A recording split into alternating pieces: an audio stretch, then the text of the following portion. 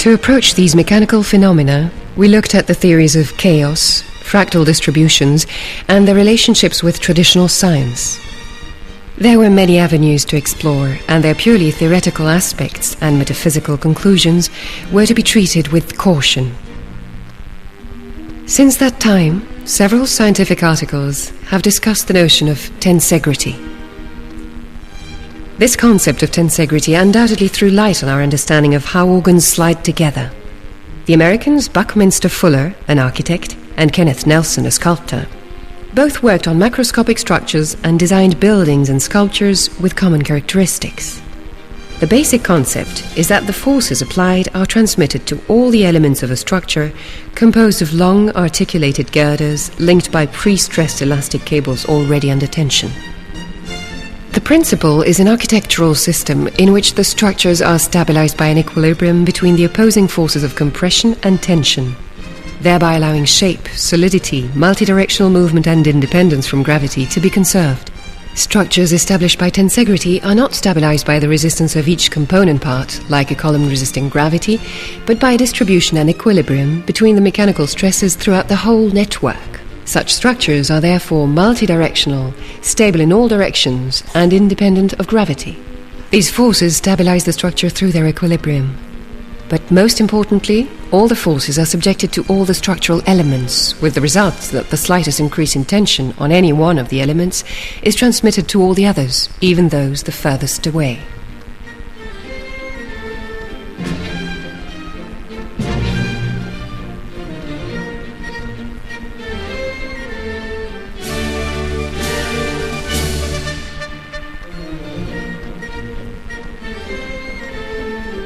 In real applications, the resulting shapes are often geometric, triangular, quadrangular, or somewhat icosahedral.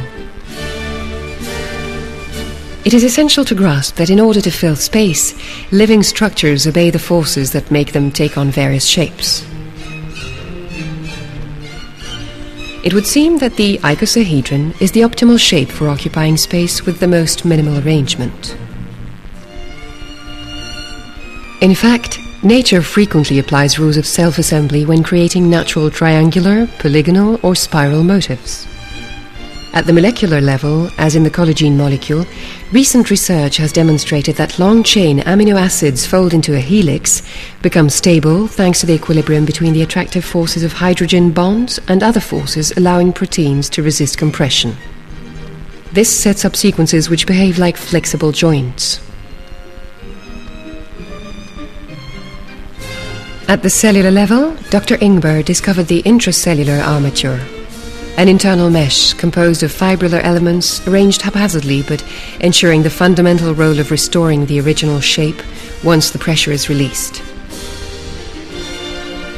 The pseudo-polygonal tendency indeed raises fundamental questions, since it is present at all levels of living matter, be it animal or vegetal.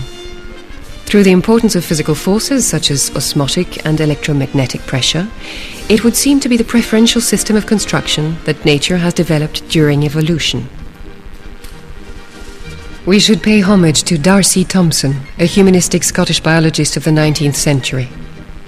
He thought that the adaptational teleology of Darwin needed to be added to by including physical and mechanical causality.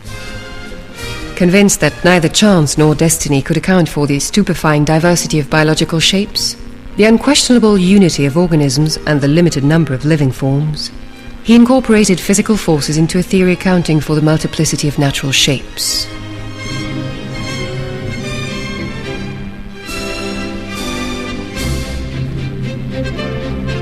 Intuitively, he hit on the idea that the forces that shape life resemble each other. It was his wish that biology should not leave aside physical aspects, that it should incorporate physical mechanisms so as to account for both shape and growth, and that it should not focus entirely on teleology. We began to wonder whether all these triangular, rectangular, and polyhedral shapes that we were filming might not be part and parcel of the icosahedron, the basis of tensegrity, which so closely resembles a three-dimensional vacuole.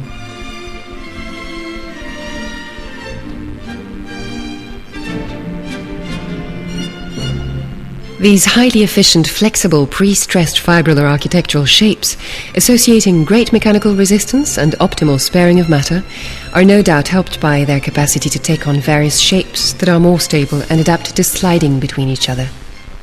This presumably enhances their metabolism and thus prolongs life. Surgeons feel this notion of pre-stressing every time they incise skin, since the margins recede spontaneously. And at the end of an intervention, you can also feel it as you tug hard, so as to bring the margins together when making sutures. It's as if the phenomenon were so common that we simply take it for granted. We're but beginning to perceive the vast complexity of the mechanism, taking these sliding movements to be a simple adaptation of ropes and rigging according to an order predefined mathematically, even fractally, is rather insufficient an explanation. Other factors should be taken into account. First, it would seem that the fibers intrinsically possess the ability to distend or retract thanks to their arrangement. Closer scrutiny reveals that ringed superpositions between the fibers become distended just before the overall movement ensues. This could be the first stage, a form of preparation before the request to move is dealt with.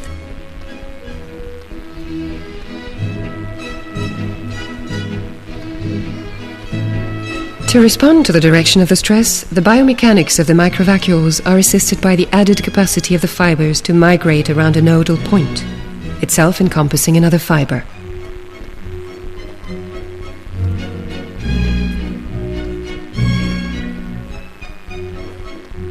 Finally, collagen 4 and 6 seem to be able to shear off and reform as if nothing had happened.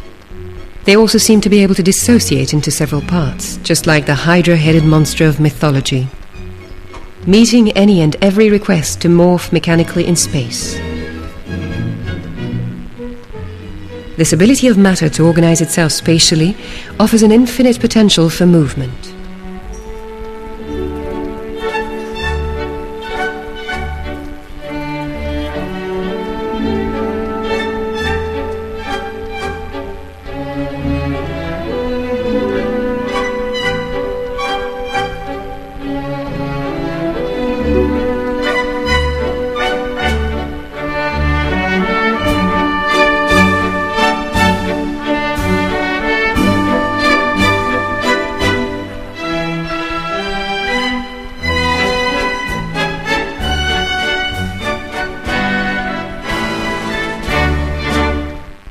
However, the collagen armature is only one player in this choreography.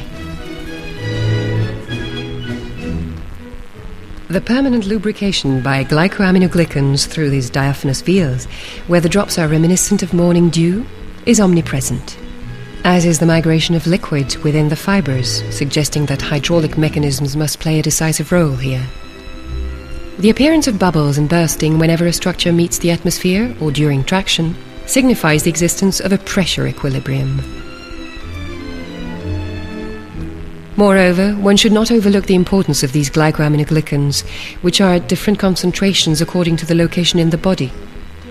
Whatever the final answer, the flexibility of these tissues relies on a mechanism of which one of the underlying modes of action could be tensegrity. Yet tensegrity cannot account for everything here. This complex sliding system, which maintains the structures and keeps them mobile, is therefore modified according to the circumstances and is subjected to the natural laws of change. This occurs either as a result of overloading, as in obesity, in which the vacuoles are dilated by adipocytes, or by wear, as in tenosynovitis, in which the fibers break or fray. But this can also occur in the skin withering that accompanies slimming or skin aging. This collapse of our collagen matrix takes place at a variable rate, but the process is inevitable as the forces of gravity progressively take their toll. Fibrillar tension, which keeps our tissues tonic, finally loses out to father time.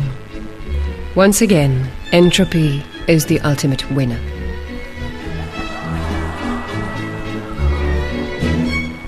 Whatever the final story, understand